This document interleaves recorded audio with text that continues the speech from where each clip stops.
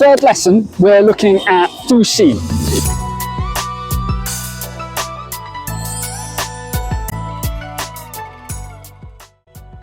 And Fu Xi is the figure most responsible for what people know of as the Book of Changes, the I Ching or the I Ching. The I Ching is largely based around these trigrams. If you look up there, you'll see these three lines. There's a solid line, a broken line, and another solid line underneath. You can just about see it. It's a little bit obscured. That is the trigram representing the idea of fire in the I Ching. Fu Xi's philosophy and his conceptual map, this persists from the dawn of Chinese history. So this has been a core of Chinese history and a core of the changes of Chinese culture from the very beginning of Chinese culture. All of Chinese philosophy, culture, its arts, all of it has been changing Chinese society, the way people dress, the way people eat, the way people shop. So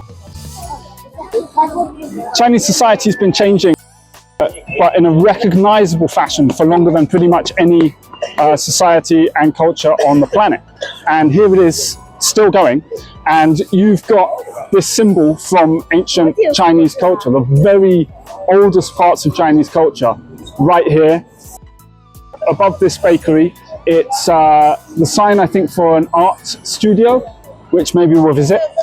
But they're referencing this oldest part of Chinese culture. So just like in Egypt, you'll see people with, say, the ankh or the scarab and so on. These are symbols that are no longer really relevant to the culture as it is lived now. In China, it's still relevant. It's in the feng shui, it's in the way people cook, it's in the martial arts. And yeah, here you see it on the street. And another point is that as Chinese culture has been changing for the longest amount of time while retaining its recognizable essence for that time,